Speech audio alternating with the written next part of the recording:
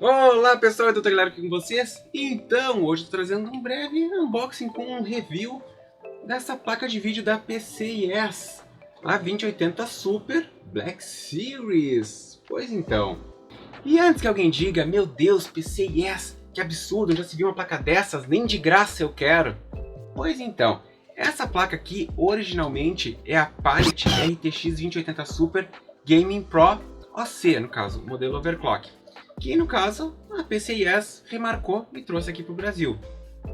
E antes que vocês falem mal também da marca Palit, ela é a dona da Gameward e da Galaxy também. Então pensem bem antes de irem falando bobagem por aí. Com relação à PCIe, sim, ela teve seus problemas no passado, mas querendo ou não, ela aprendeu com seus erros. E devemos ter em mente que toda a empresa, assim como ela pode piorar, ela pode também melhorar. E o correto então, quando vamos escolher um produto de determinada empresa, ou enfim, quando temos preferência por produtos de certa empresa, é que nós temos que ver se essa empresa de fato está oferecendo, no momento em que vamos comprar, aquilo que você de fato está comprando, está oferecendo o melhor pelo que você está comprando. Então, fique bem atento, pois o que você vai ver aqui, nesse breve review, vai ser algo muito semelhante ao modelo referência etiquetado como Palit. Na verdade, a mesma placa. Fazendo um unboxing, aqui cabe um detalhe.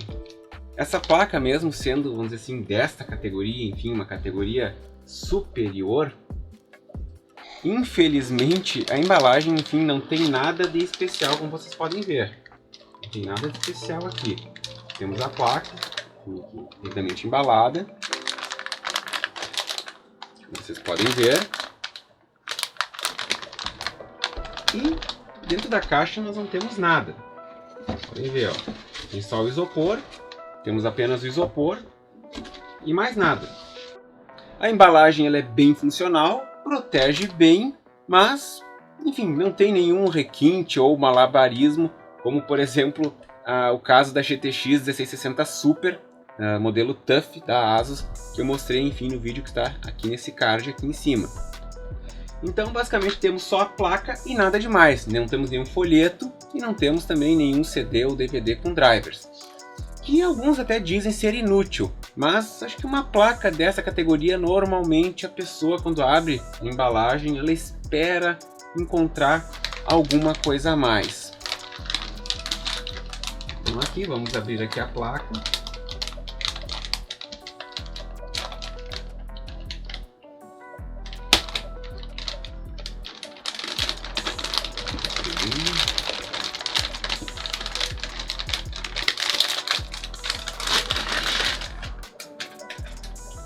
Falando sobre a placa, o clock base dela é de 1650 MHz e o boost dela é de 1845 MHz, ou seja, 30 MHz acima da placa da versão da Founders Edition.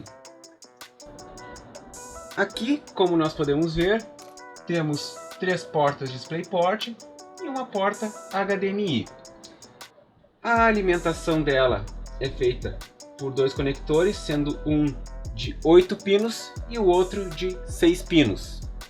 Sobre o tamanho da placa, ela tem 28,8 centímetros, então o correto é arredondar para 29 centímetros quando você estiver fazendo as suas contas sobre o espaço a ser utilizado dentro do gabinete. E com relação à altura, ela ocupa o equivalente ao que chamam 2 slots e meio de altura. Com relação ao arrefecimento, acho que não preciso dizer que ela tem 3 fãs para fazer o arrefecimento dela. Agora, para quem adora RGBs, com certeza essa não é a placa mais indicada. Por quê? Porque a única coisa que ilumina nesta placa é este Gamer OC. É a única coisa que ilumina nessa placa. Por exemplo, aqui o GeForce RTX, isso aqui não acende. E esse Gamer OC, em princípio, ele tem duas formas de operação. Uma em qual ele muda de cor conforme a temperatura da placa. Então, por exemplo, se a temperatura da placa está abaixo de 50 graus, esse Gamer OC aqui, com esses detalhezinhos aqui, vai iluminar na cor verde. Se a temperatura estiver entre 50 a 80 graus, ele vai iluminar na cor azul. Já se estiver acima de 80 graus, vai iluminar aqui na cor laranja. Enfim, de qualquer maneira, eu vou fazer um vídeo depois mais explicativo falando sobre isso aqui, como mudar. Mas também, pelo que eu vi, é possível também colocar alguma, enfim, uma iluminação fixa, estabelecer qualquer cor entre as 16 milhões disponíveis para, enfim, personalizar com relação ao seu gabinete, caso você não queira esse modo que mude de cor com a temperatura. Mas enfim, como eu disse, acho que em um próximo vídeo eu vou detalhar mais esse assunto aqui para esmiuçar aqui para vocês.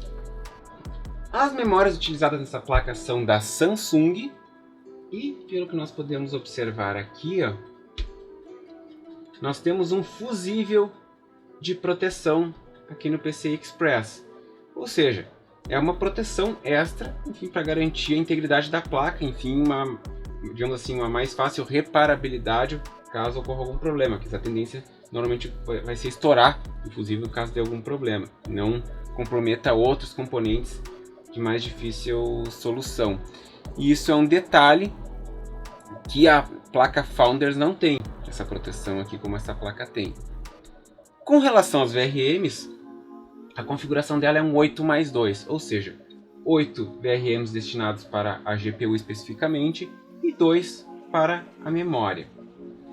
Analisando agora aqui assim o conjunto, só que claro, por questões de garantia, eu não vou desmontar a placa, mas nós podemos perceber que não existe economia no aspecto de cobrir os componentes, não digo cobrir, mas na verdade em colocar o dissipador em contato com todos os componentes da placa, deixar a área de contato do dissipador pegando todos os componentes inteiros. Por exemplo, não acontece de ficar alguma memória exposta, por exemplo, ou parcialmente coberta. Isso é uma coisa muito interessante a ser observada. Claro que até o acabamento não é perfeito, podemos enxergar aqui no thermal pad, por exemplo, mas percebe-se que tem uma preocupação em deixar realmente todos os componentes devidamente recebendo devido à dissipação de calor. Com relação aos coolers, infelizmente nem a Pallet nem a PCIe especificaram mais detalhes, enfim, colocaram detalhes de qual é o tipo de tecnologia, assim dizendo, que é utilizada na rotação do eixo. Se, enfim, se é o rolamentos ou se é apenas por lubrificação do eixo. Em princípio, pela leveza dos coolers, pelo modo que se comportam, provavelmente deve ser rolamentos, ou seja, os famosos ball bearing. Mas não, infelizmente eu não tenho certeza, não tenho como confirmar essa informação, já como eu falei, nem a PCIe nem a Pallet disponibilizaram essa informação. Bom, até o momento, vocês podem estar dizendo que eu estou protegendo a Pallet, a PCIe, só falando coisa boa da placa. Só que é o seguinte, agora eu vou falar dos pecados dessa placa. Agora vai vir as coisas ruins, assim dizendo.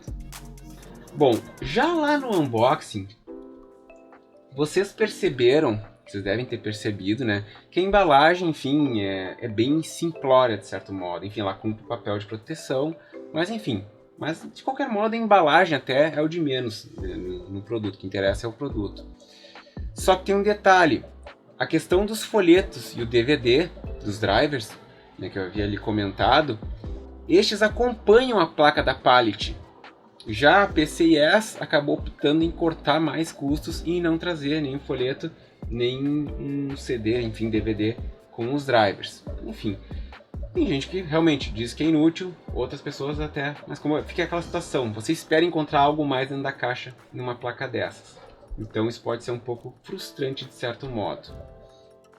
Agora, uma situação que eu considero, vamos dizer, um excesso de economia por parte da Pallet e da PCIe é o fato da placa ela vir embalada e ela não vir com a proteção aqui do conector PCI Express. Eu acho que a PCIe ela poderia ter colocado uma proteção, ou até mesmo a Pallet também podia fazer isso.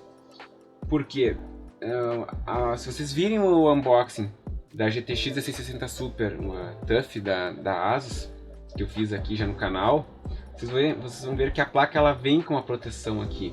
E que realmente ela é muito importante, ela protege, enfim, o slot, né, quando a placa está fora do gabinete, ela não está em uso. E um outro detalhe também, ela poderia vir tranquilamente com protetores aqui nas portas do, enfim, DisplayPort do HDMI. Dificilmente utilizamos todas as portas ao mesmo tempo, e essas coberturas dessas portas, elas acabam sendo importantes para evitar a entrada de poeira nesses conectores. Então realmente eu acho que uma placa, enfim, deste patamar, enfim, dessa categoria, acho que não custaria vir os pequenos plásticos aqui, as tampinhas protetoras das portas. E eu falo isso principalmente porque é uma coisa que a gente vê que acompanha placas de segmentos inferiores.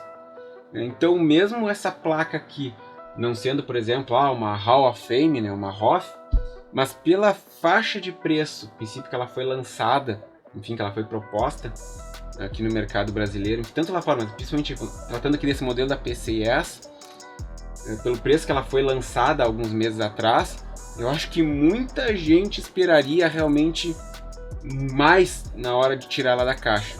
Enfim, não esperaria ela vir só a placa, assim dizendo. Pelo menos acho que tem alguns detalhezinhos que realmente acabam sendo deslizes. Agora, outro item que eu acho que é o que chama mais atenção é o backplate aqui da placa, que ele é de plástico. Pois então, muita gente fala que o backplate de plástico serve apenas para melhorar o visual, enfim, para dar um apelo em placas baratas, como por exemplo placas da série 16, por exemplo, que vem com backplate. Só que o backplate, na realidade, a função principal dele é proteger a parte, no caso inferior da placa, de algum impacto ou de alguma coisa que possa vir, sei lá, a encostar aqui na placa, ou então de repente, enfim, a cair, enfim, ou até mesmo na hora do manuseio da placa dentro do gabinete. Principalmente essas placas grandes, enfim, de maior porte, para evitar que você entre em contato diretamente com a placa em si. Então, assim, o que acontece? A questão de aumentar a rigidez torcional basicamente se torna um bônus nessas placas e não seria necessariamente a função principal do backplate. E o grande ponto aqui nessa placa é que esse backplate aqui que vem nela, ele é claramente mais maleável que o backplate que acompanha, que vem no caso na ASUS, na 1660 Super TUF, que eu já mostrei, enfim, no outro vídeo. O backplate dela é mais rígido do que esse aqui. E essa aqui é uma placa que ela é, enfim, ela é mais pesada um pouco, ela é um pouco maior que a outra, que aquela outra.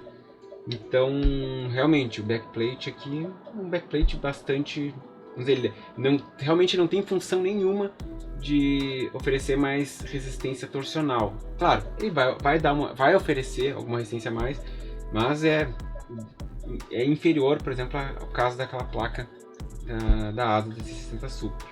Agora, um outro ponto é esta carcaça aqui, que envolve aqui os fãs e que cobre parcialmente os dissipadores, como nós podemos ver. A cobertura dos dissipadores ela é parcial, como nós podemos perceber aqui. Então, assim, claramente essa carcaça aqui, ela não aparenta ter um design específico para melhorar o fluxo de ar que passa aqui pelas fãs. A função dessa carcaça, parece que é única e realmente exclusiva para proteger os fãs, para evitar que os fãs, enfim, tenham contato, enfim, aqui nas pás, no caso, nas aletas, como também se chama, dos fãs. É realmente só para proteger os fãs essa cobertura. Até também, justamente, principalmente pelo fato, como eu falei, que o dissipador fica completamente exposto se nós analisarmos. Realmente essa cobertura ela deixa o dissipador completamente exposto. E mesmo que digam, mas a parte de trás é fechada, sim, mas se analisarmos o formato do dissipador, como podemos ver aqui, não tem como o ar correr, no caso, para a parte de trás. Então realmente deixar a placa aberta aqui atrás não faria sentido algum.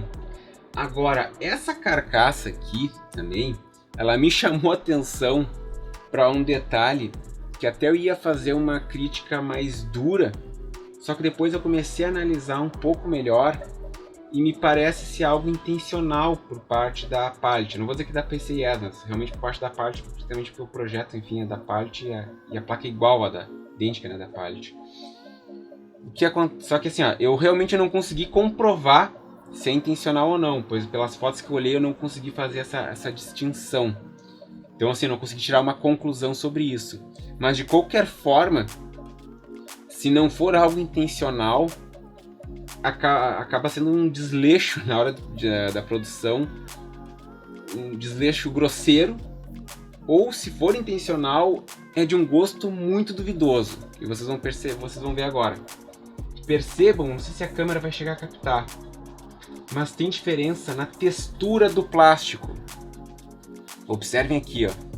Percebam que essa parte do plástico aqui, ó, ela é rugosa, enquanto essa parte aqui ela é mais lisa. Observam? Ó, aqui é mais rugoso e aqui é mais liso o plástico. Vamos ver se ficando mais longe vocês conseguem ter essa distinção aqui das posições. E o mesmo vale para o outro lado, ó. Só que se vocês perceberem, é meio que em formato de X, assim. Ó, rugoso, liso, aqui rugoso e aqui liso. Então entendem que aqui é liso e aqui é rugoso. Aparentemente eu acho que pode ser intencional isso aqui, mas como eu falei, é de um gosto consideravelmente duvidoso a meu ver. E se não for intencional, vou dizer que realmente é um desleixo na hora da produção, na minha humilde opinião. Um outro detalhe ainda aqui na carcaça, se vocês perceberem, é que ela tem pequenas rebarbas. É muito sutil, mas ela tem pequenas rebarbas no seu acabamento. É muito suave, mas ela apresenta algumas rebarbas. São poucas rebarbas, mas um produto dessa categoria e para a faixa de preço dela, enfim, que hoje seria algo próximo de uma 3060 Ti, eu acho muito difícil, eu acho complicado dizer que essas rebarbas, enfim, que no acabamento é considerado uma coisa normal. Acho complicado de se chamar de normal isso. Falando um pouco mais sobre as fãs, as pás em si, elas me trazem, enfim, eu tenho a impressão, um aspecto de que elas são elas têm um aspecto um tanto frágeis. Essa que é a verdade, como vocês podem perceber. Me parece bastante frágil as pás. Enfim, a estrutura dela é bastante frágil, a meu ver. Sendo que as pás, enfim, as aletas são bastante macias. Então, assim, ó, eu recomendo quem, enfim, se adquirir uma placa dessas, que tenha muito cuidado na montagem em gabinetes mais apertados, enfim, com menor espaço.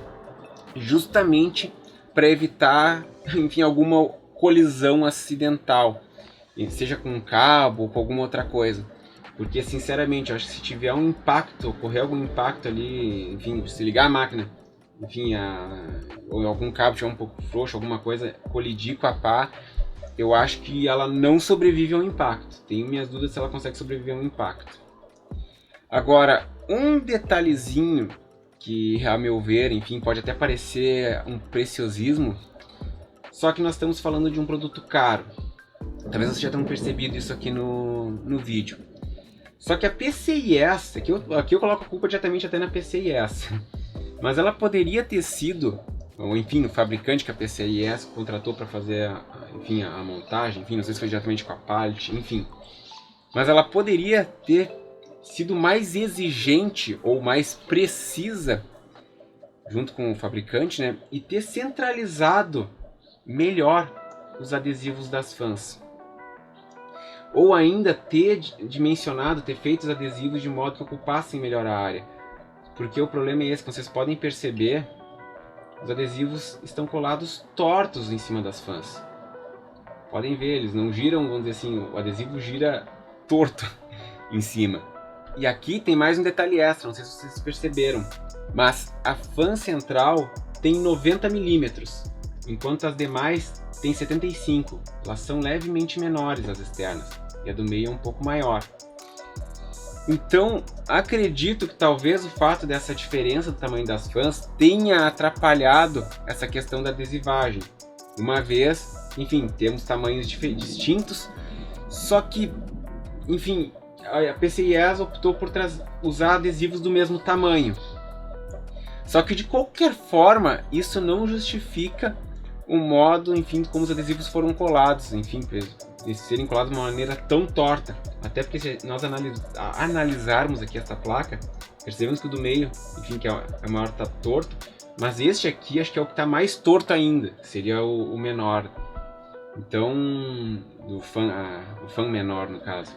Então realmente assim, não justifica uma colagem tão torta, ainda mais um produto dessa categoria aqui. E realmente eu digo assim, eu particularmente eu não sou do tipo que acha o visual essencial. Só que eu vou dizer para vocês que me incomodaria bastante montar, por exemplo, a placa em pé, numa posição, enfim, em pé, de modo, ou num gabinete, enfim, que eu conseguisse visualizar as fãs rodando, enfim, com os adesivos, né, da marca da PCIe ali rodando dessa maneira torta, enfim, literalmente pulando, vamos assim dizer. Bom, de qualquer forma, o projeto original da Pallet baseia-se em entregar vamos dizer assim, uma placa Founders levemente tunada, com um sistema de arrefecimento tecnicamente melhor que o da Founders. Só que para ter essa melhoria, ela, no caso a Pallet, claramente sacrificou alguns detalhes. Algo que, vamos dizer assim, fazendo uma analogia, se assemelha muito àquele carro super completo, enfim, tem um monte de acessórios, só que, por exemplo, não tem os bancos tão confortáveis ou um certo refino no acabamento quanto o concorrente que tem menos acessórios. Não sei se a analogia ficou boa. Só que agora vem um grande detalhe. A grande sacada desta placa aqui são os 4 anos de garantia. Sim, pessoal, essa placa tem 4 anos de garantia. Então, assim, pessoal, a PCIe literalmente ela mostra o quanto ela acredita no projeto e no produto que ela está vendendo. E eu, sinceramente, eu sou o tipo de pessoa que eu abro mão de alguns detalhes, enfim, abro mão de detalhes em prol de uma garantia mais extensa. Principalmente em um cenário onde as GPUs estão caríssimas e que nós sabemos que é um produto que, não digo que é fácil dar RMA, mas que, enfim, existe um grande risco de dar RMA. E aí, pessoal, o que vocês acharam da placa? Deixem aqui nos comentários. Por hoje é só. Inscreva-se no canal, like no vídeo, ative o sininho e até a próxima!